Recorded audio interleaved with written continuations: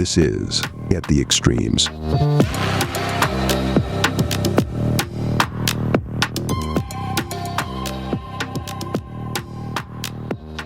Beloveds, happy episode 50 and welcome back to At the Extremes. No shit. Yeah.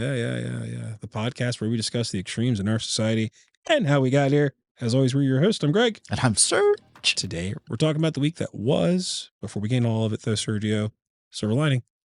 So silver lining for me today was my daughter, even though the score was not what we wanted it to be, she played her first time as goalie and she got rocked 5-0. Oof. That's you're not USA is not calling you up anytime soon. Not anytime soon, but for the second time and kind of learning, where you can be in the goalie box. And actually the referee said that goalie is doing a really good job. So I was just like, oh, thank you. And he didn't know it was my kid. So she did really, really well. And I was pretty happy about it. It was beautiful weather out for some soccer. And to kind of piggyback off that silver lining as well is I got my new Arsenal top. My new top, man. The third strip. The third. I love it. It's a beautiful shirt. It is. And it's just marked for like fall. Like it just looks like good fall colors, and it's maroon, gold, and white with a lot of intricate designs. Yeah. I would actually say like an off-white or a sail. If we're getting specific. But sail. I like it. Okay, I'm in. I like it. But yeah, so those are silver linings. And I looked, I'm a dorky weather person, but the weather looks like it's going to be in the 70s and all week. And now we got that thunder out of the way. I think we're going to be smooth. Your lips to his ears, man. I am going to keep those positive vibes going. I like it. I watched a movie over the weekend called Blind Fury. Okay.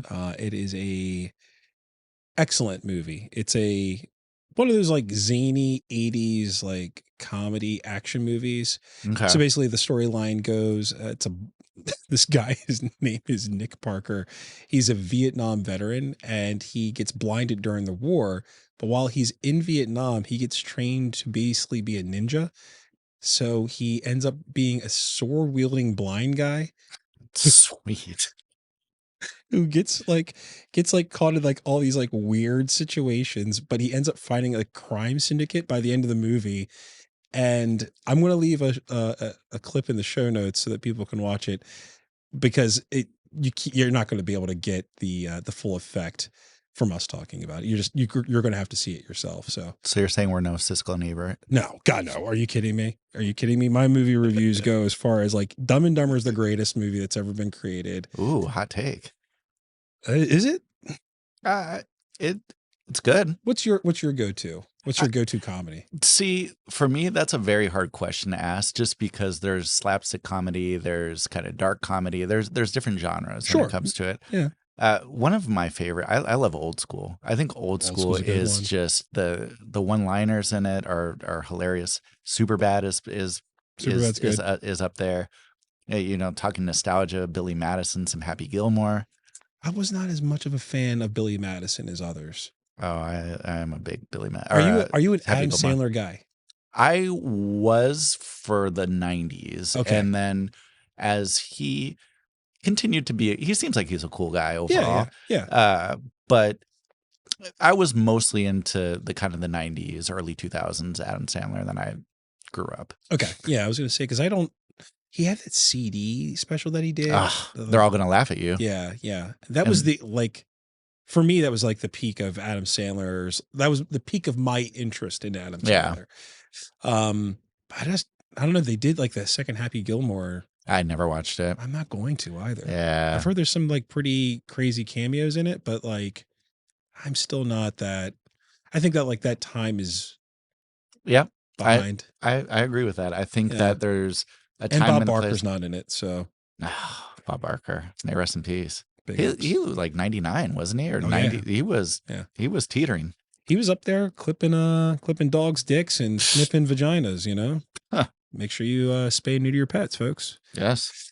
But no, yeah, it's one of those just really bad 80s movies. Highly recommend watching the clip that I've dropped in the show notes. And yeah, that's all I've got for the week. I mean, it's been a pretty decent week, but let's take a real quick break. When we come back, it's Douche Canoe.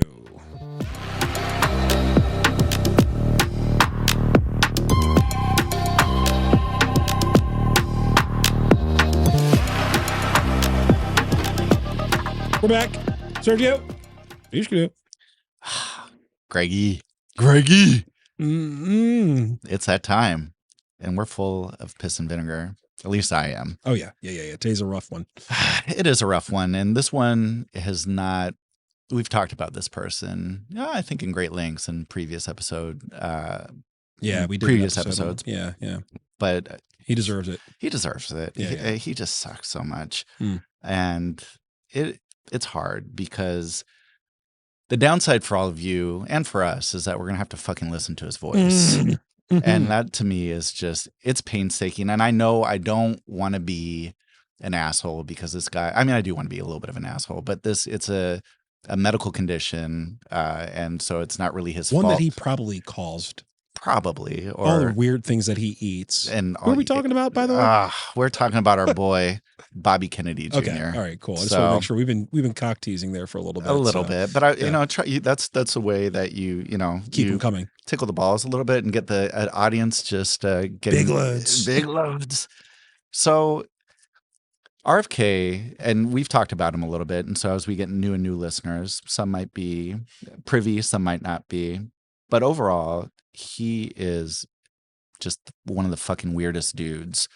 Like weird as shit. And it's hard to say who's the weirdest person on Donald Trump's cabinet because there's a lot of weirdos, but he's up there. He is up there. He's up there. So for people that don't know, RFK Jr.'s father was Robert Kennedy, who was Secretary of State in the 60s. He was assassinated, and his uncle was John F. Kennedy, who was the president, who was also assassinated. And so he is from Camelot, and which is what they call the Kennedys, is this storied political family. And then there's a shit stain named Bobby Kennedy Jr. I mean, every family's got that one guy, gal, person who just, if you could, like, everyone's like, if we just left them on the side of the road. Yes. And there's so many Kennedys, like, they could have probably been fine without Do you have him. somebody in your family that if you were like, just leave them on the side of the road? Oh, I'm sure. I've got a really, really big family. And I mean, I don't even know all of them, but there's probably some that I'm just like, yeah, I'm cool. Not ever talking to you again. Yeah. Let's drown you. What? But exactly. But so Bobby ran for president last year, and had a kind of a shooting star. Some people were kind of excited about him, but that faded out pretty quickly. Well, it was the anti-vax crowd that was like really on him, but like weren't like super kosher with Trump because he mandated the vaccine, and he was the one that did like the force the vaccine to come out, quote unquote. Yeah. And so like the contingent that liked Trump but didn't like he liked his vaccination stance went with Bobby. And he was a little bit more like liberal about the environment and kind of taking, different agencies, which, might have pulled some votes from Trump, and was pro-abortion, I think, at the time, whatever, blah, blah, blah, blah. He didn't make it. He faded out pretty quickly. So we're just going to recap of some of the weird things that Bobby Kennedy Jr. Is known for. There was an eye-opening headline tonight involving presidential candidate Robert F. Kennedy Jr. The New York Times reporting on a 2012 deposition during which RFK Jr. said doctors once found a parasite, a dead worm, in his brain. Tonight, what his campaign is now saying about this, and here's Kana Whitworth. There was an I mean, if someone was like, hey, this is my buddy Sergio, he's got a brain worm. Like, you would immediately, I'd be like, no, you know what? Don't need to talk to this guy, much less put him in charge of the health and Health and Human Services. Yeah. So And again, another little refresher of who Bobby Kennedy is before he became the Secretary of Health and Human Services. This morning, an admission from RFK Jr. that solves a decade-old mystery. And I was like, oh my God, what did I do? And I was worried because my prints were all over that bike. Kennedy posting a video in which he tells Roseanne Barr that he was responsible for a dead bear cub that turned up in Central Park in 2014. I had an old bike in my car that somebody asked me to get rid of it. I said, let's go put the bear in Central Park and we'll make it look like he got hit by a bike. We thought it would be amusing for whoever found it. The incident grabbing headlines at the time, leaving officials scratching their heads, wondering how a bear cub hit by a car ended up in the middle of Manhattan. In the days after the cub was found, the New York Times captured the confusion, writing, "So many questions remain unanswered. How did the bear end up in Central Park? Was there foul play involved? Did she die in the park, or was she dumped there?" So I was going to skin the bear. So and I don't know if you catch that last part. He was going to skin the bear. Yeah. So right now we have a guy who we got one more, and there's endless amounts of clips of weird things that this guy does. But we have a Kennedy, somebody who is part of one of the most elite political classes in the United States, talking about dropping off a dead baby cub and having a bike there and sneaking into Central Park. That's so fucking weird. I mean, that's weird. It is one of the stranger things. And he's not a high school kid. He's No. an adult male. Yeah, no, Adult. some very strange things have come out of Robert F. Kennedy Jr.'s mouth, man. He's a fucking lunatic. And this is the last one. This is another 15-second clip. Kennedy faces new backlash. The longtime conservationist allegedly sawed the head off a dead whale back in 1994 after it washed up on a Massachusetts beach. Kennedy reportedly cut off the whale's head and then bungee corded it to the roof of the family minivan before driving it across state lines to bring it back to his New York home so he could study the skull. RFK's. I mean, what a lunatic. So that he could study the skull. Yes, it's to study the skull, and I think it was his children were saying that it was like a family trip. It wasn't him just. Oh, this wasn't a solo. It wasn't a solo thing. Like I think one of the kids talked about having a stinky whale head on top of their car, driving it across. What does he think? He's fucking Bear Grylls? Like, what is this guy? Can you imagine? Like your dad's driving across state lines with you and your family in the car, and a fucking whale head is on top of your car? I mean, look, my dad has driven with lots of strange things tied to the roof of a car, but never a whale head. I mean, a dead person, sure, but never a whale head. Coffin, Yeah, I mean, the regular stuff, bog standard stuff. But like, what? The other question is, what kind of whale was it? I don't know. I mean, because it can't be. I mean, obviously, it's not a humpback. I mean, or a blue whale. Yeah. Are we talking like maybe like a finback? Even then, like, how big is the vehicle that he's strapping this whale head? Have you ever seen a whale? Their heads are gigantic. I've never seen like a beached whale. Yeah. I mean, obviously Robert has, but I just, the mind has to ask, what's wrong with this guy? Like, genuinely. Might be the brainworm. It's got to be. Yeah. And I think we decided that in the last episode that we did about him. Yeah. So you and I can debate, and just thinking about Trump's cabinet, even Trump and JD Vance, Robert F. Kennedy is in the running for possibly being the most dangerous out of everybody.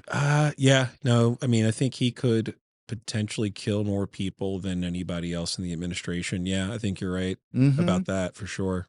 Well, and we're going to kind of get into that. We talked about it a little earlier, and most people know that he is an anti-vaxxer. And he has started the movement of making America healthy again. So the MAHA movement. So I'm sure a lot of people have heard about that. So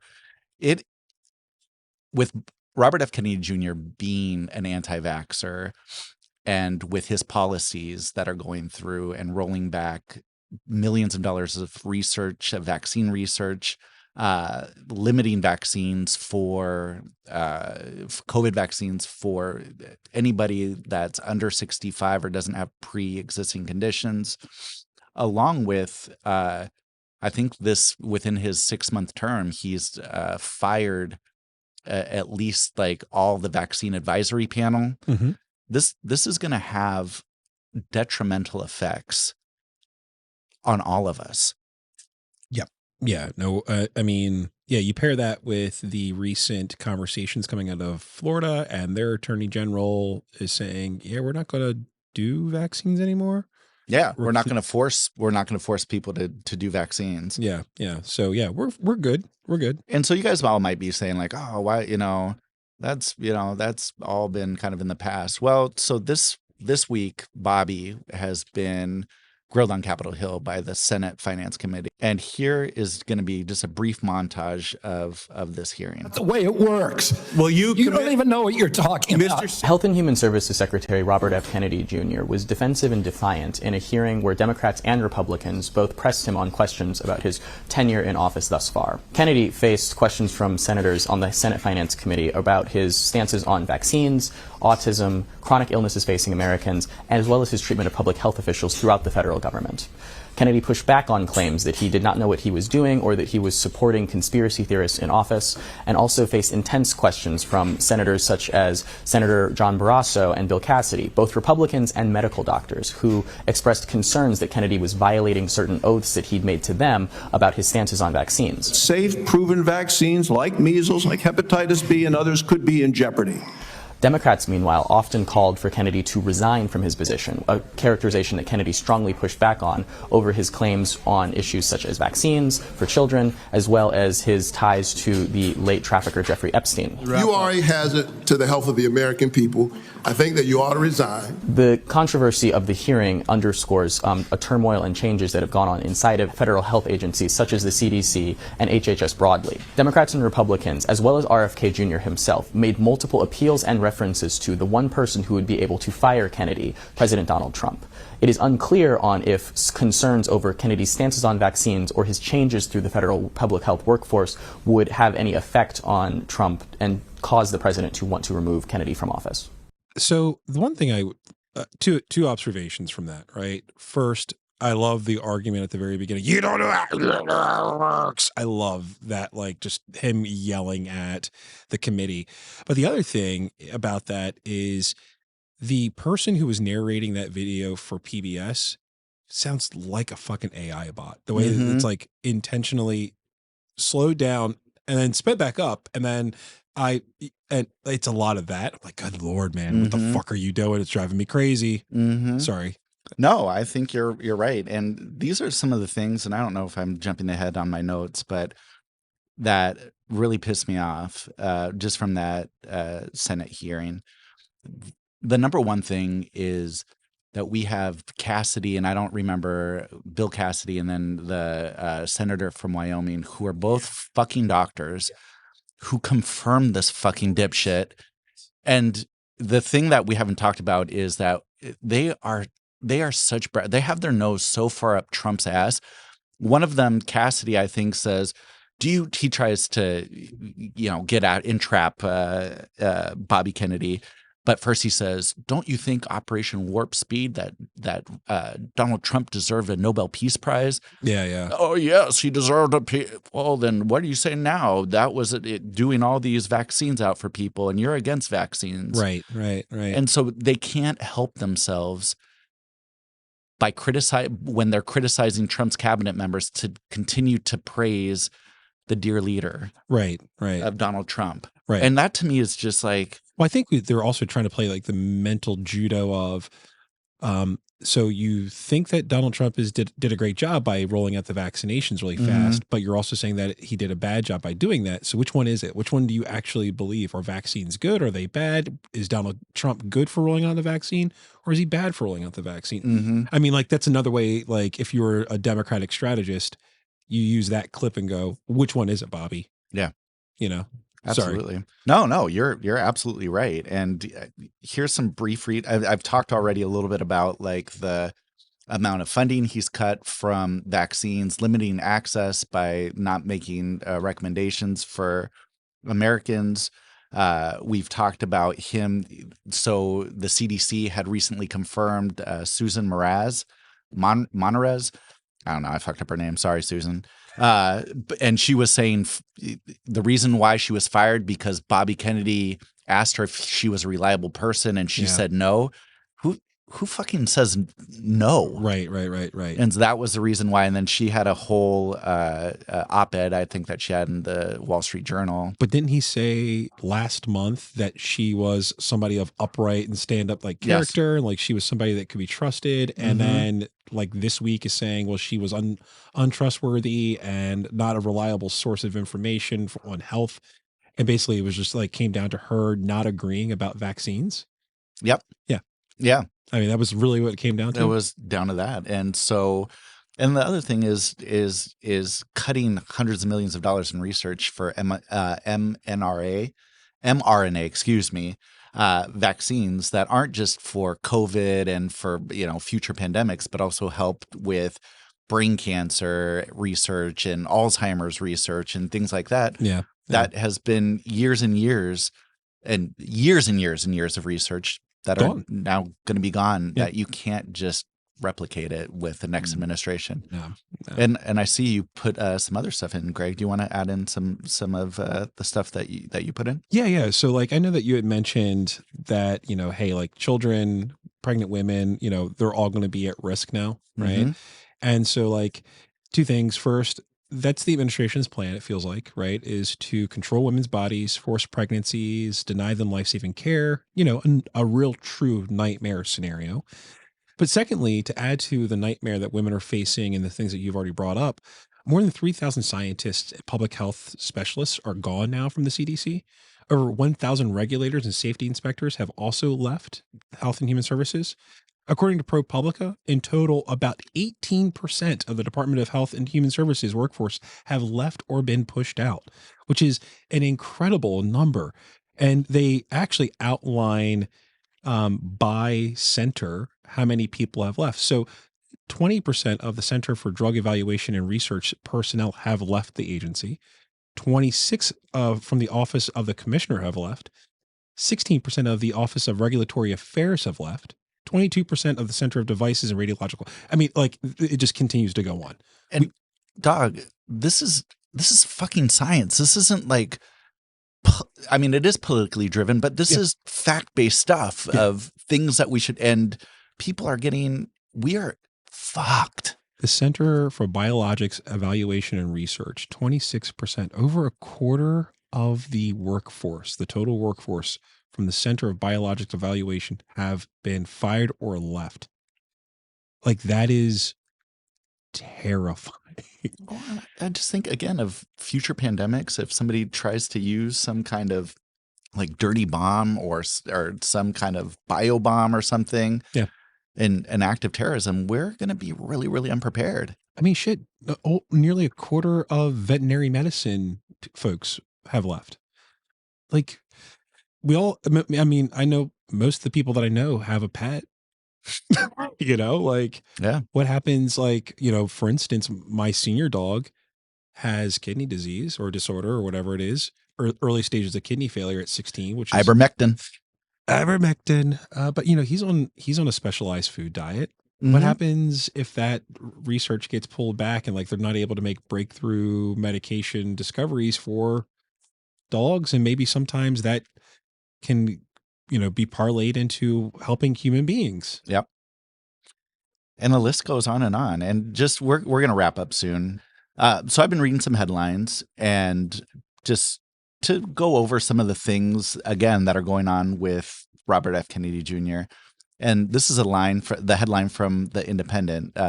Health Secretary RFK Jr. to link autism and Tylenol use and pregnancy, sending company stock plummeting. Wait, he's connecting it to Tylenol? Mm-hmm. So I need to know what Tylenol did to the administration now, because why would you like? They're saying that acetaminophen is the link with autism. So currently women are permitted to take medication while pregnant. And while some previous studies have indicated risks to fetal development. Others have found no link. The American College of Obstetricians and Gynecologists say it's safe for women to use Tylenol during pregnancy, though it's recommended they consult with their doctors first. I mean, and that makes sense because, that's what you normally do when you're, having a baby. Absolutely. And we have just a couple more articles, I'm not going to read them all. And then we're going to for all our listeners, one of the things that's really important, and I want you to just listen to it, even though I know you guys know it, about how safe vaccines are. So this is a line from the AP. RFK's family says he's a threat to Americans and their health and urge him to resign. Yeah, that's a bad thing. From CNN, Trump's former Surgeon General calls for RFK Jr. to be fired. Mm-hmm. Yeah. I mean, and that happened last night. Yes. Yeah. Like I was looking at it last night. I was like, oh man, do I need to add that to the script? And then I was like, oh wait, no, it's already there because, this is fucking huge news. This is insane news. So Greg, can you cue the clip of vaccines, and then we will finish off with the last little bit. Yeah. When it comes to preventing serious diseases, we have more options than ever before. We can watch our diet, put in a little quality time at the gym, and do what we can to minimize the stresses of everyday life. But exposure to some illnesses can be impossible to avoid, and that's where vaccinations come in. Ever since Edward Jenner administered the first smallpox vaccination in 1796, vaccines have nearly eliminated diseases like polio, a devastating virus that killed or paralyzed 500,000 people a year during the mid-20th century. The death rate from illnesses like tetanus, mumps, and rubella has also been drastically reduced. Even better, vaccines are easy to administer, cause few side effects, and most importantly, prevent illnesses and save lives. How many lives exactly? The Center for Disease Control says that vaccines given to American children over the past 2 decades will prevent over 700,000 deaths, 21 million hospitalizations, and 322 million illnesses. That's fake news. That's fake news. Fake news, fake news. But the thing that's so mind-blowing is, I mean, it's not mind-blowing because it's just the American system. This is what we do. But by having these vaccines, we'll save on costs going to the hospital, going emergency room visits, all these things. So in closing, this motherfucker is so fucking dangerous. He's going to be responsible for the deaths of many children, many immune compromised people, the elderly, and we cannot have somebody like Bobby Kennedy Jr. Oh, let me just ask you one question. Is Bobby Kennedy Jr. a doctor? No, that guy's just. I'm closer to being a doctor, a medical doctor, than he is. So he's not a doctor with no medical training. No. Like most of the people in the cabinet, he's unqualified. Yeah. Yeah. And so many Americans are going to suffer, and we're not going to be prepared for future pandemics because they are going to happen. Mm-hmm. And so for this, Bobby,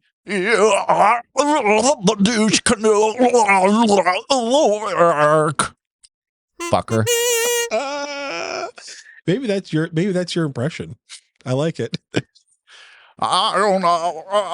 Listen here, Bobby. You shut your disease hole up right now, Bobby. You don't do that. Here's some HGH. Have a couple HGH bars. I don't know. I think the other thing that was funny, if you listen to the hearings, he sounds like he's actively has sleep apnea while he's like breathing on. If you're Trump, how do you keep him around? I can't listen to the guy talk. No, at all. And Donald Trump is not somebody who has a long attention span. Like listening to Bobby talk is like, he's like, he's gross. He's gross. He's a really gross guy. It's a gross guy. And he's a germaphobe too. Yeah. This guy's swimming around in sewer water half the time. Yeah. Wasn't he swimming in like a polluted stream in like the Potomac or whatever? Oh, the guy's a fucking nut job. God, he's so fucking crazy. Oh, I hate him so much. I do too. And also this is for me, also listening, it's like when somebody has like the froggy gurgle in their voice. Mm-hmm. Oh God, I hate that sound. That like just clear your fucking throat. Yeah. Every time you hear him talk, that's what I think. Yeah. I hate him so much. But again, he's got a medical I don't care. condition. I don't care. Get it fixed. So other people have medical conditions like that. Whatever Bobby has, we're not making fun of you. We're just making fun of. I am. Sergio, another douche. Another douche down. Another douche up. Another douche down. I like it. Another day. Another douche. Just some of them are really fun, but it just makes me so sad. It's setting the tone for what's about to come. So it's about to get worse. I'm gonna come. Well, let's take a real quick break. And then when we come back, we're going to talk about the week that was.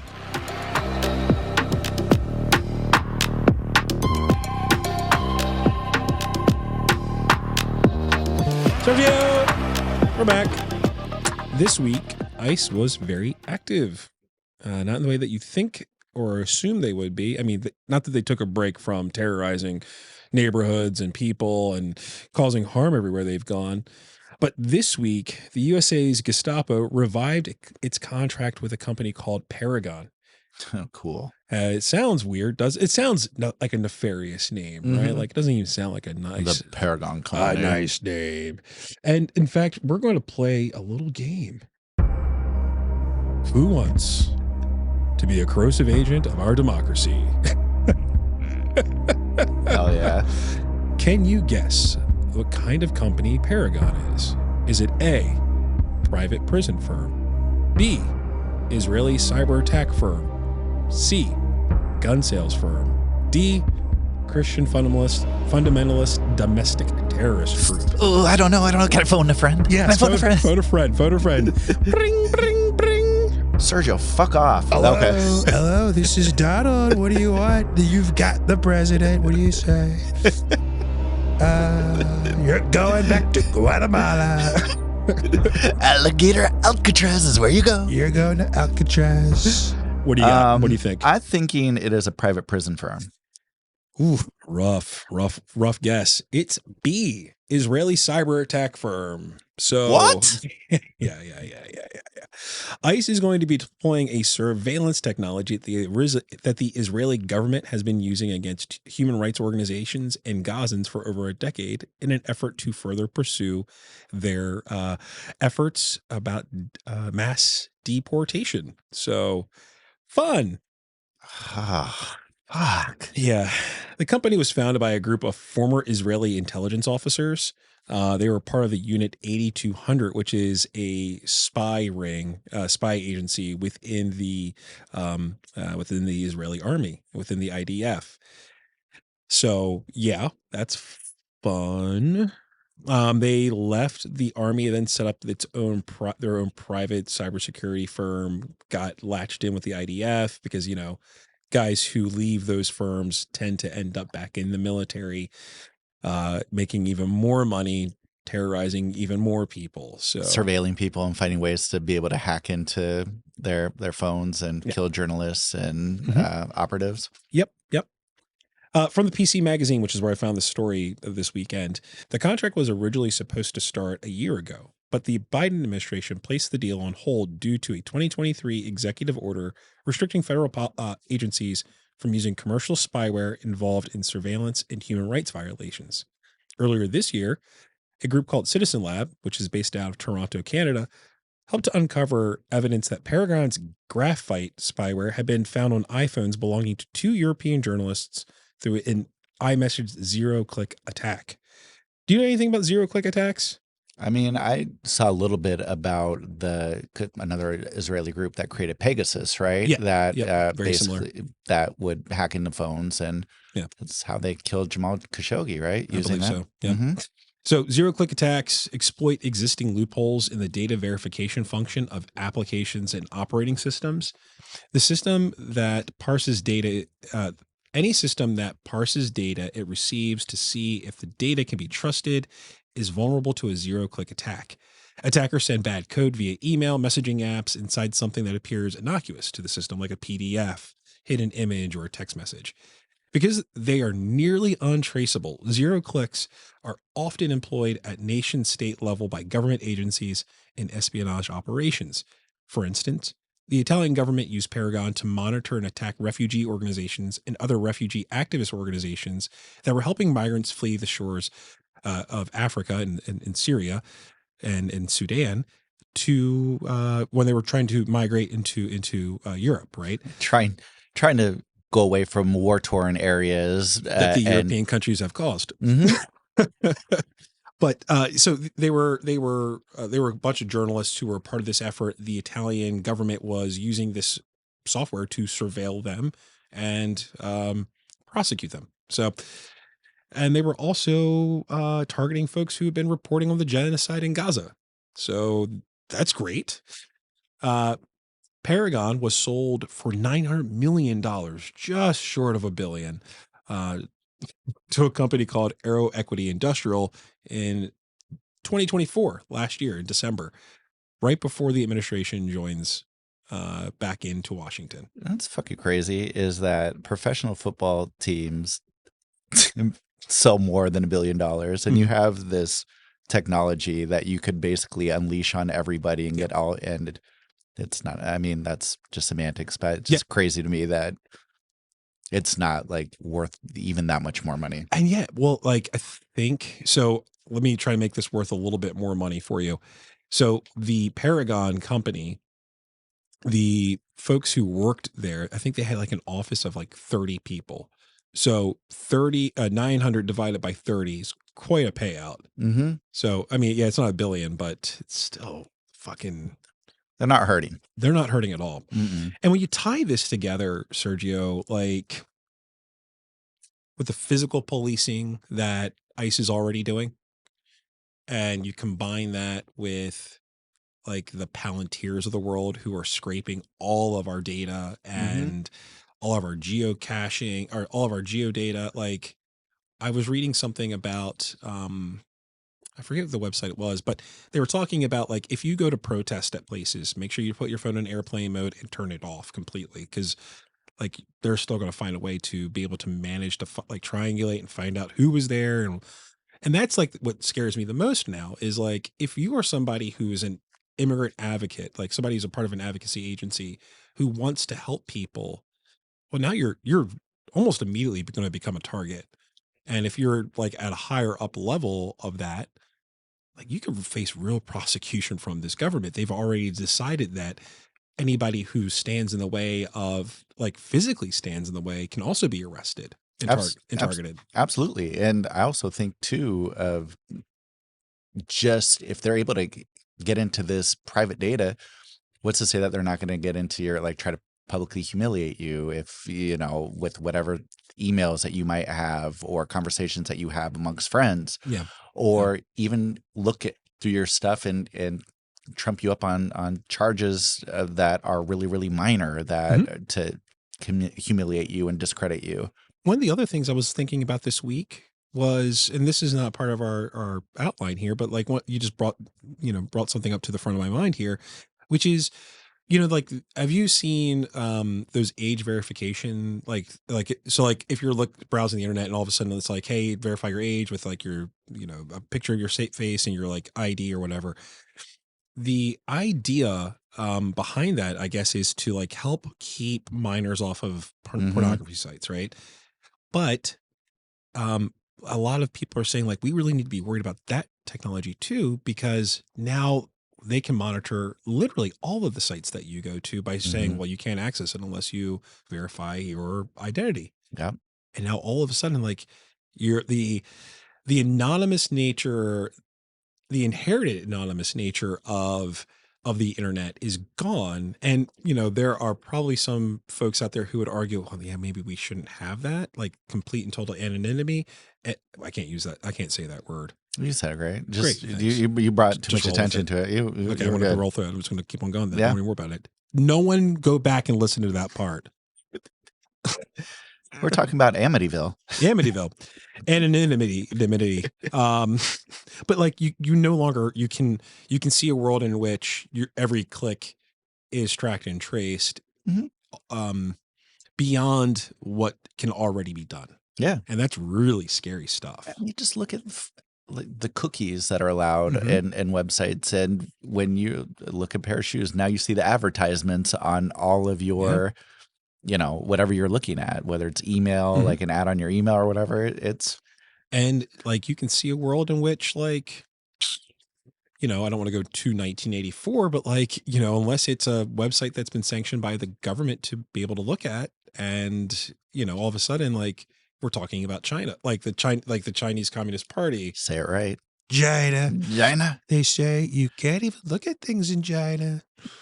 But I don't know. I see this move as a signal that we need to be even more concerned with the digital policing that's coming our way, on top of like the physical policing and in physical intimidation, like the digital intimidation, beyond like the cyberbullying and this, you know, and the trolling and all that stuff that already happens. Absolutely. Now it's going to be coming from a behemoth organization like the U.S. federal government that's got billions of dollars behind it, and secret police that roam the street. Well, that's Stephen Miller's wet dream right there. Oh my God. Yeah, absolutely it is. He's going to be flagellates himself. Cranking down his fucking little micro dick. Oh God, get them out of control. I need some control in my life, guys. Get some control. What a knob. Yeah. Yeah, no, it's scary stuff, man. I worry about that. I really do. And I think, you know, you have an entire generation of people who were born on the internet, and they're very quick adopters to just about anything that happens on the internet. And because they are not going to not want to use the internet, they're just going to do whatever they have to do to get on it. They're already starting to crack down on the First Amendment rights. Like, you can't protest. Anything that you do protest is considered anti-Semitic. And they are going to be cranking down on, I'm saying cranking down. That's it. Cranking down like Stephen Miller.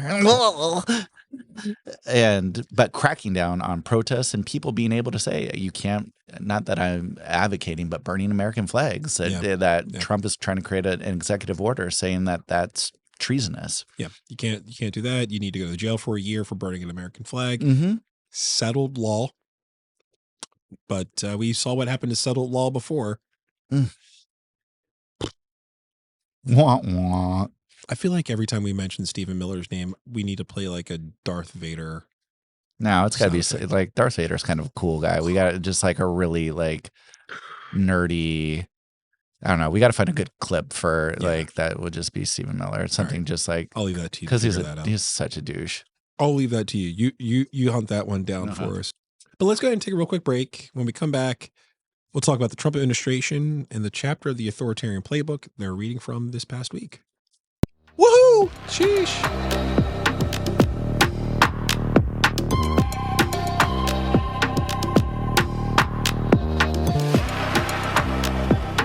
We're back. Sergio, did you, before we get into the main story, did you see the United States struck a boat in the middle of the ocean from Venezuela? Venezuela. The only reason I'm bringing it up is because authoritarianism and authoritarians like to do things without, you know, checking in to make sure it's something they should be doing. Getting Congress's approval. Yeah. Before, you know, launching a fucking war against Venezuela. I mean, not that Venezuela is going to punch back, but that's kind of the point of being an authoritarian. Yep. Is that no one fucking fights back. Well, and you go against countries that he's not fucking shooting shit down at China against or Russians. Russia. He's not doing that. He is not doing that. Nope. Are you familiar with the 10 points of the authoritarian playbook? Not specifically, but you've heard of it. I've got some ideas. Sure. Well, in 2019, I've got concepts of a plan. I've got concepts of a 5-minute stand-up. Oh, man. Sergio and I are going to eventually do 5 minutes of stand-up at an open mic, and we're going to invite all of you when that happens. But Sergio's got to practice his stories first. We're gonna get him there. Well, we'll be there at some point in our lives. Yeah. In 2019, though, Shelley Ingalls, she didn't need 5 minutes of stand-up because she wrote a book about it. She's the executive director at University of Dayton for Human Rights, the Human Rights Center at the University of Dayton, Ohio. She developed the 10 points to help guide democracies away from and protect them, those democracies from authoritarianism. In order, it goes like this. 1, extend executive power. This is what authoritarians do, rather. Sorry. 1, extend authoritarian executive power. 2, repress dissent and citizens' efforts to hold government accountable. Number 3, capture elite support, and when needed, demonize them. Number 4, appeal to populism and nationalism. Number 5, control information at home, misinformation abroad.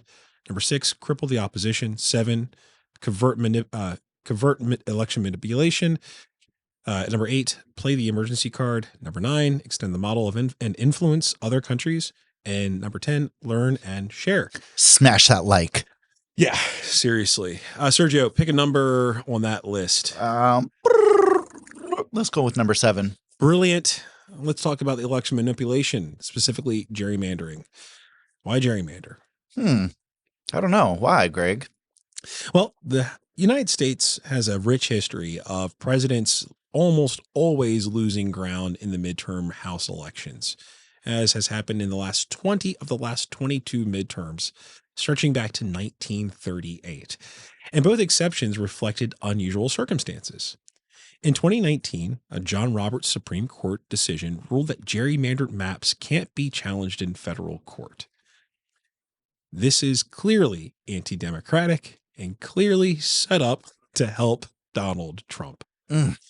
Shelley Engel's 10 points definition, the 10-point definition that she provided of authoritarianism leads me to believe that the court is directly responsible for allowing Trump to implement his form of election manipulation. Ms. Engel says, would-be autocrats have found cleverer ways to tilt the playing field in their favor.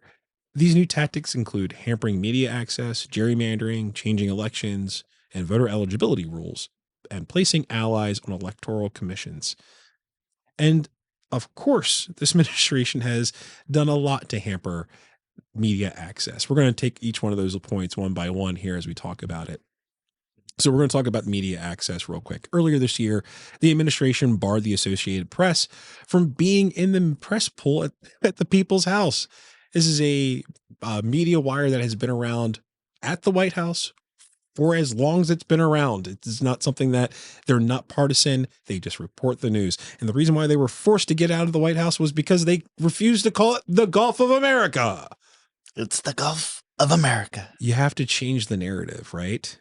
And while the district courts who intervened on the AP's behalf, ruled in their favor, there have been many appeals that were made, and eventually a U.S. appeals court decided that the initial decision to keep the AP out of the White House was in fact lawful.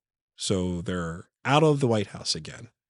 And the thing that just is incredibly frustrating with that is that when it comes to everything, you have these like Newsmax and not One American Voice, but all these different far-right websites, bloggers that are basically lobbying up easy questions. Oh, I like that question. That's a good question. Yeah. And you're not really getting any idea of what's really going on. And you can take it back to the Bureau of Labor and Statistics, where we're now not going to be able to trust the government's numbers at all because they are in control of that, and they're just saying everything's fake news. Yeah, dude. And like, it's funny that you bring that up because like that was the next thing I'm going to talk about here is like Trump has been railing against the media for a really long time. If you remember this. That's a question. Mr. President-elect. Go ahead. Mr. President-elect, since you are attacking our news organization, can you give us a chance? Your organization You are attacking our news organization. Your organization Can you give us a is chance terrible. to ask a question, sir? Go ahead. Sir, can Quiet. you state, Quiet. Mr. President-elect, Go ahead. can you state She's asking categorically, a question. Mr. Don't be rude. President-elect, can you give us a question? Don't be You're rude. attacking us. Can you give us a question? Don't be rude. Can you No, give I'm us not a going to give you a question? question. I'm not going to give you a question. Can you state categorically? You are fake news. So he's had this crusade against the media.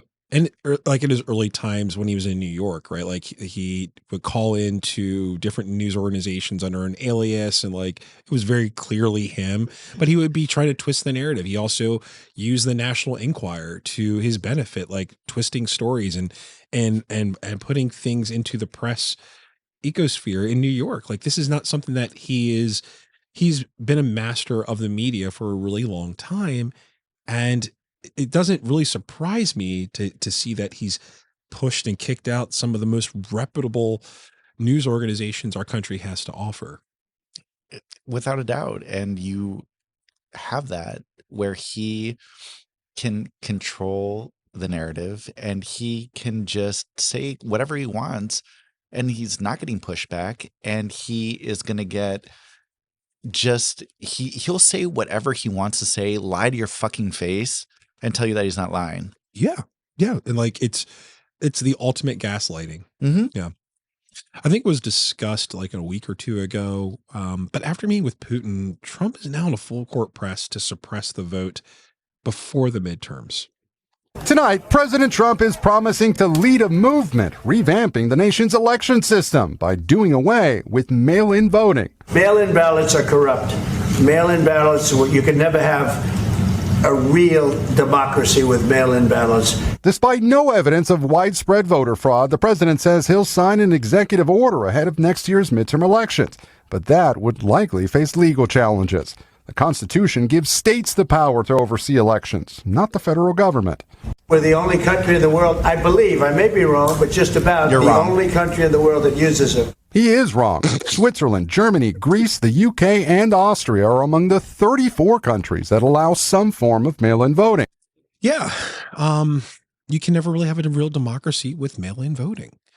And he's been saying that it was rigged from day one. Mail-in voting rigged the election against him in 2020, right? He's setting the table, right? Already, like, he's been trying to set the table for a while, but now he has the Robert Court on his side and they don't give a fuck. It's very clear that they are willing to let that horse out of the barn. He's been let out of the hospital, rather. I'm not sure if you've seen that bit, but never mind. Because there's a horse loose in the hospital. It's never happened before. No one knows what the horse is going to do next, least of all the horse. He's never been in a hospital before. At this point, like, the court is beyond it, like, beside itself, to twist itself into pretzels to make it so that Trump is able to just do whatever he wants to do. Mm-hmm. And they're not, I mean, very obviously, I think it was in 2023, they ruled that anything that the president does in his official capacity of the president can't be illegal. Mm-hmm. They have made the executive branch a monarchy. Well, and I guess the interesting thing that will happen is to see if Democrats are ever able to organize themselves, and they're not, or we get a Democratic leader in the office, or you take back both of the the House and Senate. So I was listening to the Ezra Klein show earlier today on New York Times, and it was the one thing I have to say, I love you, Ezra. If you ever listen to this, I love you to death, but your voice fucking grates the fucking shit out of me. I've never heard Ezra. Ezra Klein's voice is so fucking annoying, but he's so good at what he does, and which is why he has $1 million podcasting equipment and we're in my garage. But so he was talking about that exact thing today, and he was saying, like, the Senate decided, along with Chuck Schumer, because Chuck Schumer was like, well, we need to vote for this budget bill so we don't shut the government down. Mm-hmm. And he said, he had some Democratic lawmakers reach out to him like, we can't advocate for shutting down the government, because if we do that, then, we become the obstructionist party and we want the government to work.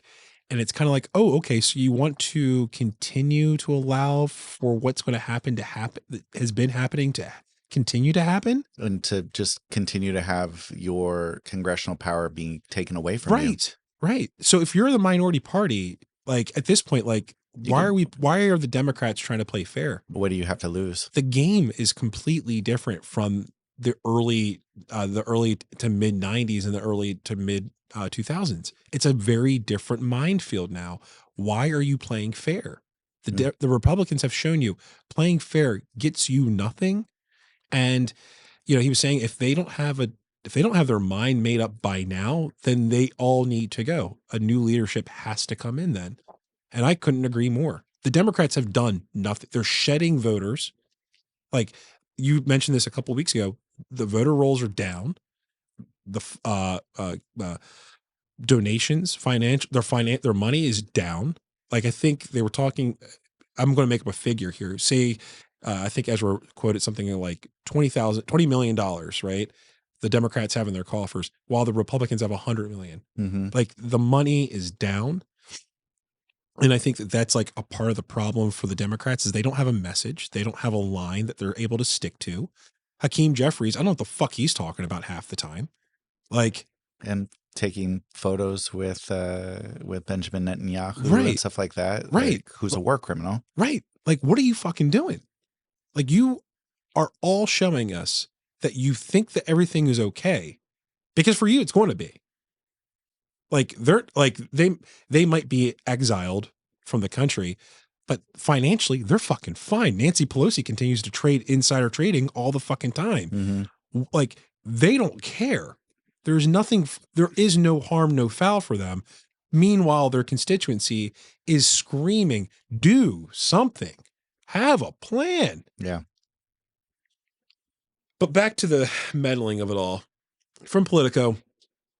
Those actions that you don't see, and these are actions that you don't see in a healthy democracy, right? Like the idea that we are literally stripping voter rights and all that happening. Those are actions that you see in authoritarian states. The one thing we know for certain from experience in 2020 is that this is a person who will use every measure and every tactic to stay in power, regardless of the outcome of the election. He's shown us that.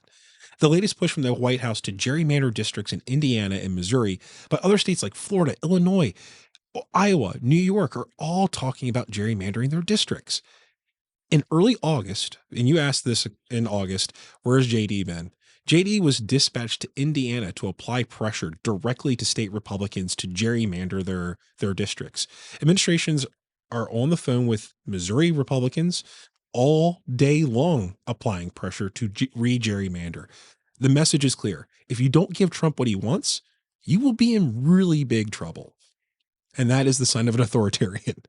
Find me 3,400 votes. Right. And you think they won't find it now? Covertly manipulating the vote. This is it. This is how it happens. Trump this week declared Colorado is having the Space Force headquarters moved from Colorado Springs to Huntsville, Alabama. And he identified the reason why he made that decision. With Colorado, one of the big problems, they do mail-in voting. They went to all mail-in voting. So they have automatically crooked elections. And we can't have that. When a state is for mail-in voting, that means they want dishonest elections because that's what that means. So that played a big factor also. So, what solutions? Well, let me break there for a second. Like, do you have any thoughts about what he just said? I'm so fucking sick of Donald Trump always, like, all he does is whine all the time. I never hear him not whine about something. Mm-hmm. And the guy he's one life. He is at the highest peak of power. His corrupt family is raking in billions of dollars and all these back deals with his golf clubs and the Trump name. Yep. I mean, shut the fuck up. Jared Kushner is buying an island and developing it with Trump hotels. Like it's insane. Yeah. Like I've just the mindset of just greed and always wanting more. And the thing is, these policies, these politicians are so unpopular. That's why they have to cheat to be able to win, because if we got rid of the Electoral College, it would be done. Yeah. And, I think one of the things that I think about when you talk about the Electoral College there too, I think about other solutions to this, right? Like what are the solutions that could be implemented instead of this gerrymandering bullshit? Like I started thinking about this because I've never really sat down and considered it, right? Like what is this? And I just thought it was just like, this is how it is. But there's another solution out there. It's called proportional representation. Instead of a single candidate carrying the entire district by winning a majority of the vote, kind of like in my district here, I have 4 other counties that make up my congressional district, and those people live a very different lifestyle than I do, right? They're very rural. They have very rural jobs. They see the world very differently. And yet we have the same representative. And so this basically the idea is you have a system that would elect multiple representatives in each district, distributing seats in the legislature roughly in proportion to the votes each party receives. This would lead to increased competition, could push political parties to be more willing to compromise and to negotiate too, right? It also would take down our polarization. So instead of, my local representative who is a gigantic pile of dog shit who I cannot stand, he doesn't listen to voters like myself, right? Like he does not care about what I have to say because whether or not I vote for him or not, he's going to win. Mm-hmm. Right. So he doesn't have to listen to me. But if there was somebody else who was proportionally speaking, representing people like myself in the district, all of a sudden now he has to be willing to compromise and bend a little bit. Mm-hmm. And so we can kind of like get rid of this extremism that we've been talking about since day one. Mm-hmm. Yeah.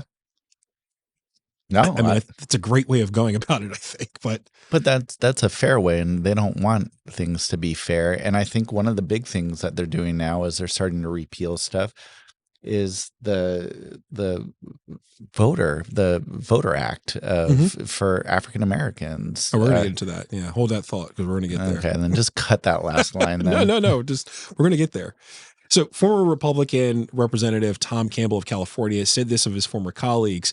No one looks at the House of Representatives today and says, that's a good model of a functioning governance. No one says that. And so the interest in trying something else has never been higher.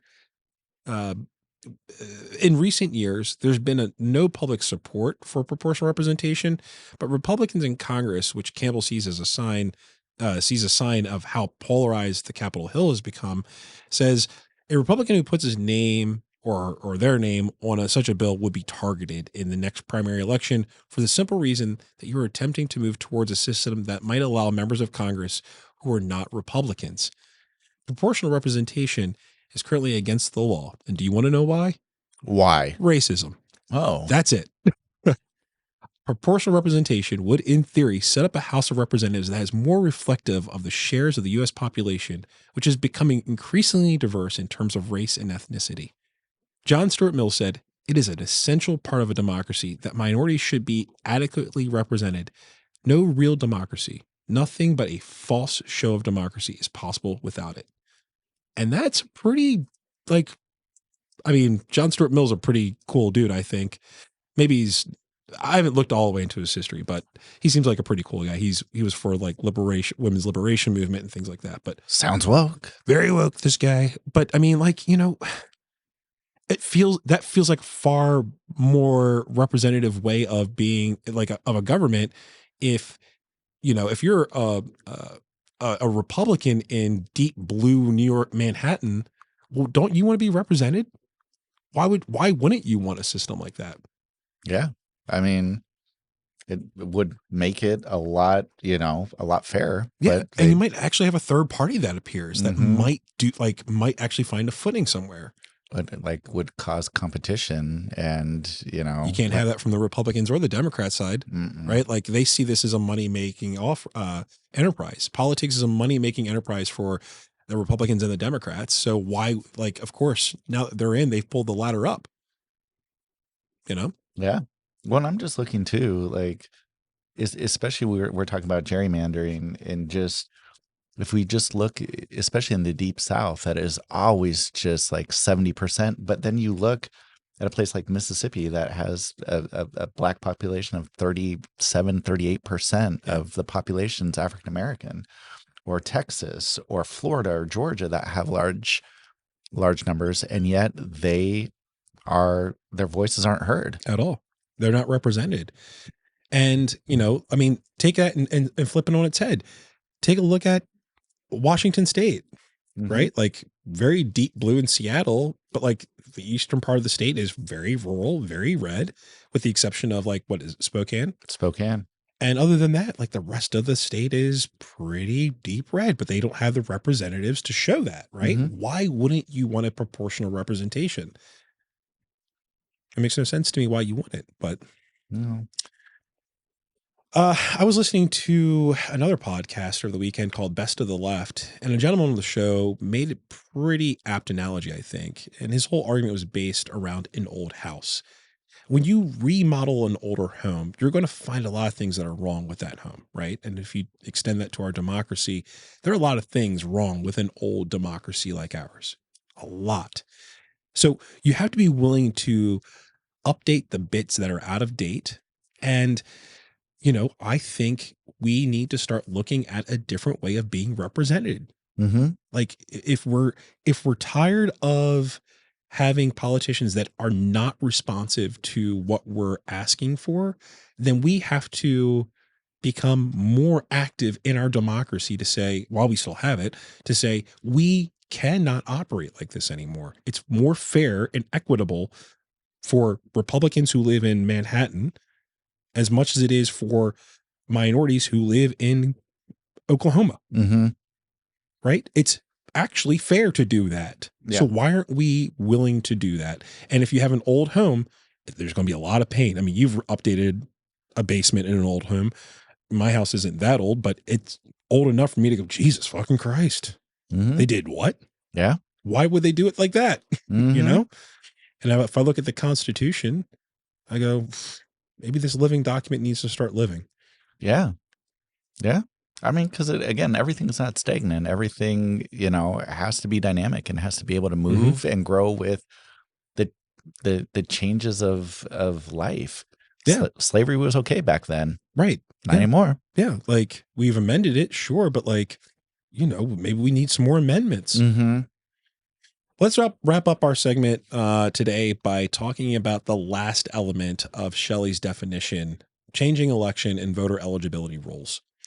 From the Brennan Center, Trump issued an executive order that aims to overhaul and exert partial control over significant parts of the nation's election systems. First, the order purports to direct the Election Assistance Commission, an independent bipartisan agency that assists states with election administration, to mandate that voters show their passport or other similar document proving citizenship when they register to vote using federal voter registration forms. So currently in the state of Maryland, you don't have to do that. You can just show up, register to vote. You don't have to have, you know, a federally issued document identification. Yeah. Show me your papers, right? Like, it feels like very, well, let's get to the other parts of this and then we can kind of talk about it.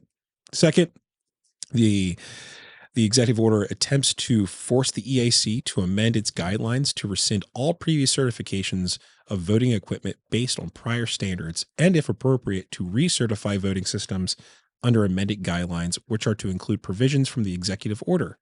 11 states and Washington, D.C. require their systems to be federally certified. And even states that do not require federal certification typically incorporate federal guidelines and testing to use voting systems that have been federally certified. And that's a big deal because, you know, I mean, you do want to make sure that our elections are safe, but I don't know that I trust this administration to to administer, I don't know, it equally. Yes. Yeah.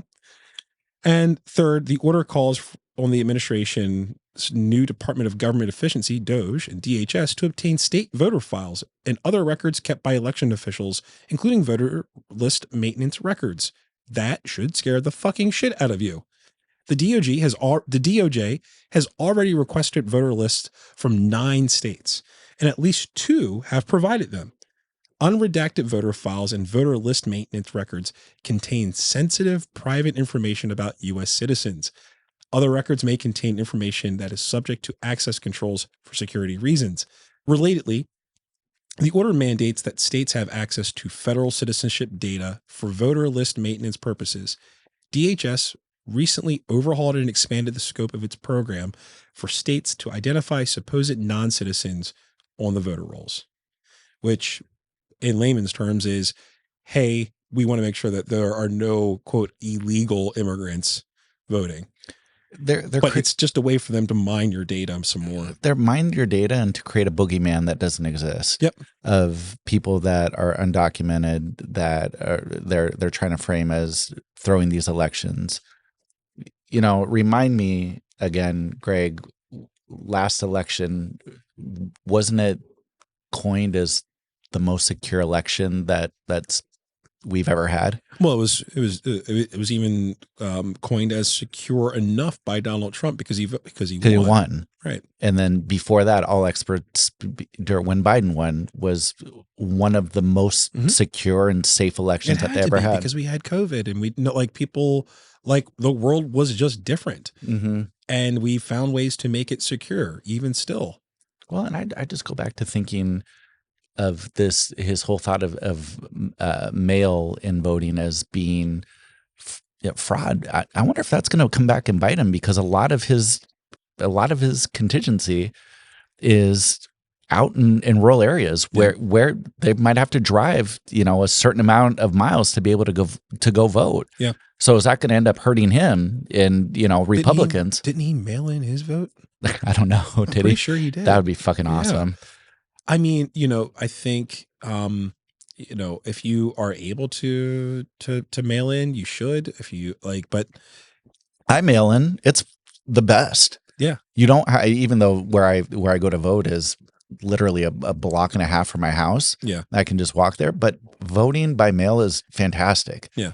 I can sit there. I can look and research all of the things I'm voting for. Yeah. And then you ship it in. Yeah.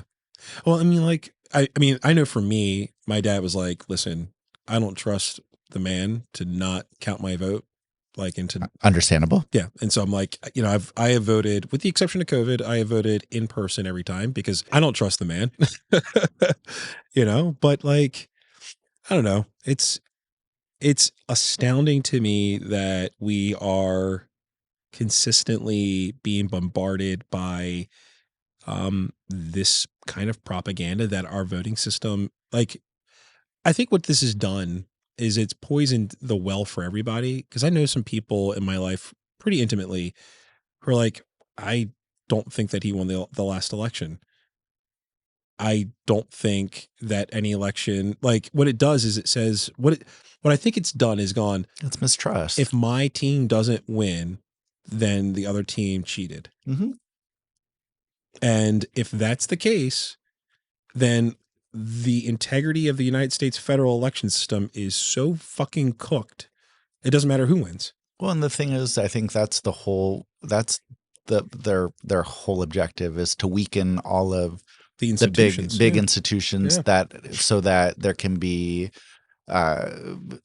collecting all this power for one person for an authoritative takeover. Yeah. And I think it is fair to say personally that it the other side is cheating, because the system cheats in the sense of having two senators from every state. Yeah. And that's, having an electoral college, that's not the way it should work. No. I mean, I think with the Electoral College came into being after Reconstruction, when the South was like, hey, look, we're not going to play along unless you make it so that we can have influence and power over the way that the smaller states can have equally as much power as the bigger states. Absolutely. Last thing for me, if you don't think he'll fuck the midterms up and rig them in his favor, look to January 6th. Mm-hmm. He tried to overthrow the government because he didn't want to leave. Why wouldn't he subvert the midterms to keep his agenda moving forward? And like you mentioned earlier, RFK is going to be releasing the real reason for autism. So I can't wait to see what that is after he fired all of the CDC. So we'll be drinking fluoride or vaccines. Whatever. Raw milk. Yeah, dealer's choice. I don't know. Yeah. But Sergio, you got any final thoughts, man? Final thoughts just include just kind of what we're talking about dismantling all these government powers, and just, again, us really, really needing to be able to get this message out and try to, work with our local representatives and our state officials in listening to us, calling them, voicing your concerns. And if they're not doing what we need them to do, getting them out of here and getting people that will listen. Zoran Mandami has done an excellent job at it. We're sending him to Uganda. Well, and that's the thing that's really scary because they're going to try to. Yeah. They're going to try to say that he's anti-Semitic. Because he wasn't born. And he wasn't born here. He was naturalized, but trying to denaturalize people. But where Steve Miller's already said he's going to do it. Yeah. And I wouldn't be, anything that they've said, they've tried to do. And, I don't know how much luck they'll get, but all this is really scary stuff. But I think back to the point is that we really need to go away from Democrats like Chuck Schumer and the old guard, and we really need to get some younger, fresh ideas and become a lot more unified than we've been, because the Democrats continue to give, and they're not getting anything in return. Yeah. I mean, I think, just to add to that real quick before we wrap up, Chuck Schumer decided that, we're going to play ball, give him what he wants on this budget, but, the courts are going to stop him. The courts are going to stop him. Chuck, you fucking idiot. Write all the letters you want to, you dipshit. Like, we're going to write a strongly worded letter. And get the people all aroused. Okay, Karen, get the fuck out of here. Yeah. Like, go complain to somebody else at your local, fucking deli. No, not even a deli. Like, he has food shipped in. Tell him that fucking prick. Fucking rich asshole. Did you see the piece about him on John Oliver? That dude was good. Yeah, it was good. I highly recommend that for people to listen to about the made up couple that that gave him advice. And he still cites. Yeah. What a weirdo. What a fucking loser. Anyway, let's go ahead and shut it down here. So thank you for listening to another episode of At the Extremes. You can subscribe and share. It goes a long way. Reach out to us on Blue Sky, At the Extremes Pod. Check the show notes. Until next week. Educate yourself, bruh. Ever crash